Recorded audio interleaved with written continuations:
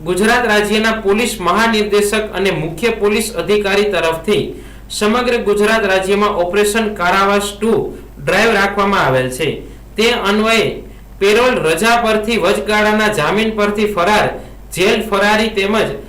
Police જપ્તામાંથી ફરાર થયેલ આરોપીને ડ્રાઈવ દરમિયાન પકડી પાડવા ઉપરી અધિકારીઓ તરફથી ક્રાઇમ બ્રાન્ચ જૂનાગઢ તથા પેરોલ ફરલો સ્ક્વોડને સૂચના કરવામાં આવતા પેરોલ ફરલો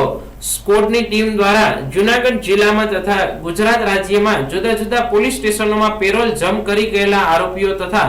જેલ ફરારી કેદીઓને પકડવા સારું હ્યુમન ઇન્ટેલિજન્સનો ઉપયોગ કરી કાર્યરત હતા, જેમાં જૂનાગઢના એએસઆઈ ઉમેશ વેગડાને બાતમી મળતા ઓપરેશન કારાવાસ 2 અંતર્ગત 5 મર્ડર તથા 2 બળાત્કારના ગુનામાં સંડોવાયેલ 30 વર્ષની સજા પામેલ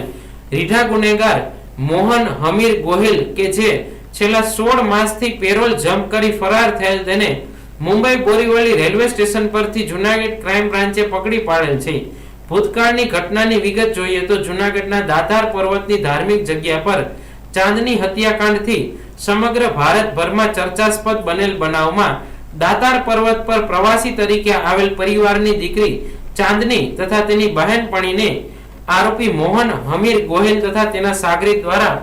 દાતાર પર્વતની સીડી પરથી સીડીની બાજુમાં આવેલ જંગલ વિસ્તારમાં બળજબરીપૂર્વક ઢસડી લઈ ગયેલ ત્યારે 15 વર્ષની માસૂમ ચાંદનીએ પોતાની સહેલીના બચાવ અને પોતાની આબરૂ બચાવવા આરોપીઓ સામે લડત આપી હતી, જેમાં તેની નિર્મમ હત્યા કરવામાં આવી હતી। આ કેસનો આરોપી છેલ્લા 16 માસથી પેરોલ જમ્પ કરી ફરાર હતો, તેને જૂનાગઢ ક્રાઇમ બ્રાન્ચ દ્વારા પકડી પાડવામાં આવ્યો છે।